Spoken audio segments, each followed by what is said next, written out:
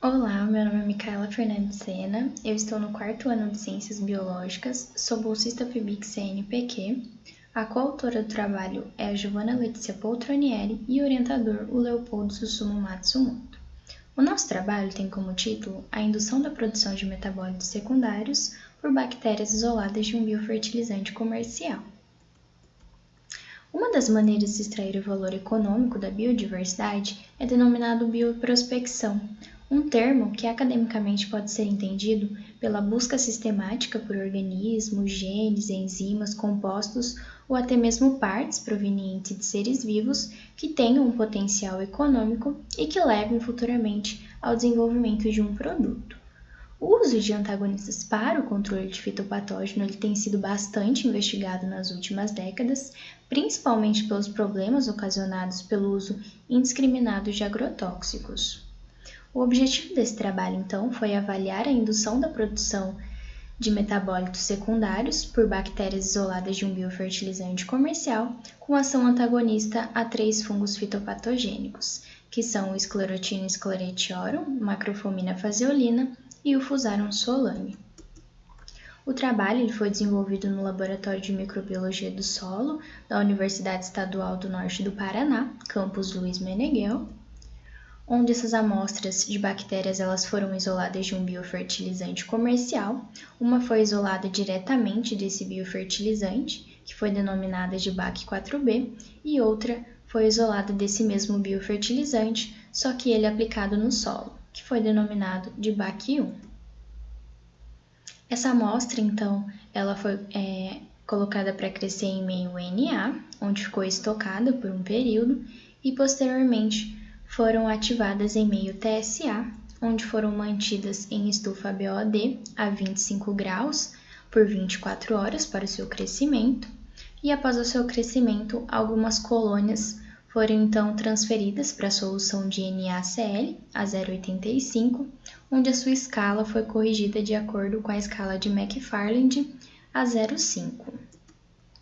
800 microlitros então dessas soluções foram adicionadas em diferentes meios de cultura, onde a gente testou 5 meios de cultura diferentes, que foram o meio M1, M2, TSB, Na e o meio MOLP. Além de testar esses 5 meios diferentes, a gente testou também 2 tempos de cultivos diferentes, 48 horas e 72 horas, onde foram colocados para crescer em agitadora contínua a 24 graus. Esse material, então, ele foi centrifugado e posteriormente foi filtrado. A gente testou também a termoestabilidade desse filtrado, onde parte dele foi aquecido, então, a banho-maria a 70 graus por meia hora. E em placas contendo BDA, a gente fez poços, perfurou elas, onde nesses poços, então, foi adicionado 100 microlitros desse filtrado e no centro da placa foram adicionados discos de micélio, de acordo com aqueles 3 fungos. Diariamente a gente fazia medições nessas placas para a gente conseguir calcular o INB, que é a porcentagem de inibição, e o IVCM, que é o índice de velocidade de crescimento micelial. Essa foi a primeira etapa do trabalho. Na segunda etapa do trabalho, a gente queria avaliar se no momento em que eu inoculava as bactérias para realizar o cultivo, se a gente adicionasse também o fungo vivo e o fungo morto, influenciaria na produção de metabólitos secundários. E a gente conseguiu observar que sim, essa influência acontecia, e a gente viu que teve um melhor resultado quando no momento do cultivo, além da bactéria, eu adicionasse o fungo vivo. Então, a gente testou tanto somente a bactéria com o fungo vivo e também a bactéria com o fungo morto. A gente realizou também a atividade enzimática desses filtrados, onde a gente utilizou discos de papel que foram embebidos com 100 microlitros desses filtrados e a gente testou a atividade aminiolítica, proteolítica, endoglucanolítica e pectineolítica. Na primeira etapa do trabalho, como eu falei para vocês, a gente avaliou então qual era o melhor meio de cultivo para cada fungo e a gente testou também a termoestabilidade desses filtrados e o tempo de cultivo. Para a macrofomina faseolina, a gente viu que o melhor meio foi o meio TSB, a 25 graus e 48 horas de cultivo, lembrando que esse 25 graus é então a termoestabilidade. Para a esclerotina e esclerotiorum, o melhor meio foi o meio M2, a 48 horas de cultivo e 25 graus de termoestabilidade. Para a Fusarium solane, o melhor meio foi o meio M1, a 70 graus e 72 horas de cultivo. Na segunda parte do trabalho, como eu falei para vocês, a gente testou então a presença do fungo vivo e do fungo morto no momento em que eu fazia inoculação da bactéria. A gente conseguiu ver aqui para a BAC1, para a macrofomina faseolina, teve diferença significativa quando no meu cultivo eu tinha a presença do meu fungo ali. Para a BAC4B, o melhor resultado foi a 25 graus com o meu fungo vivo.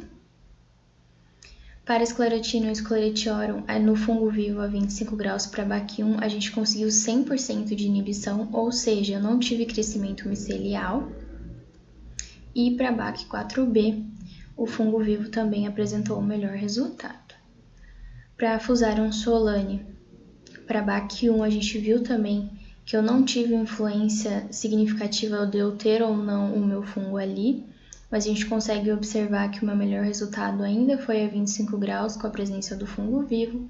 Para a BAC4B, eu tive diferença significativa entre ter o fungo ou não, e o melhor resultado foi com a presença do fungo morto, perdão. A gente conseguiu ver o porquê da BAC1 apresentar o melhor desempenho, porque ela tinha tanto atividade proteolítica, amniolítica e endoglucanolítica, diferente da BAC4B, que eu só tinha atividade proteolítica. A gente conseguiu, então, após esses testes, chegar a algumas conclusões. A primeira é que a produção de metabólitos secundários ela vai depender do meio de cultura que eu utilizei e das condições de cultivo da bactéria, sendo que para a macrofomina faseolina o melhor meio foi o meio TSB, a 25 graus de termoestabilidade, a 48 horas de cultivo. Para a esclerotina e esclerotiorum, o melhor meio foi o meio M2, a 25 graus e 48 horas, e para a Fusarium solane foi o meio M1, a 70 graus e 72 horas de cultivo. A produção de metabólitos secundários, então, ela é melhor estimulada quando no cultivo da bactéria eu tenho a presença do meu fungo fitopatogênico, porque esse sinaliza quimicamente a sua presença, onde ele induz a bactéria como uma forma de proteção ou eu mesmo uma competição à produção de metabólitos secundários antifúngicos. E os metabólitos produzidos pela BAC1, eles foram superiores aos produzidos pela BAC4B, porque além de apresentarem a atividade proteolítica que a 4B apresenta, ele também tem atividade amilolíticas e endoglucanolíticas, que são importantes no controle de crescimento micelial dos fungos fitopatogênicos. Essas foram as referências que eu utilizei para a apresentação. Queria agradecer ao ENPE, ao CNPq pela bolsa e ao Laboratório de Microbiologia do Solo, e obrigada a atenção de todos.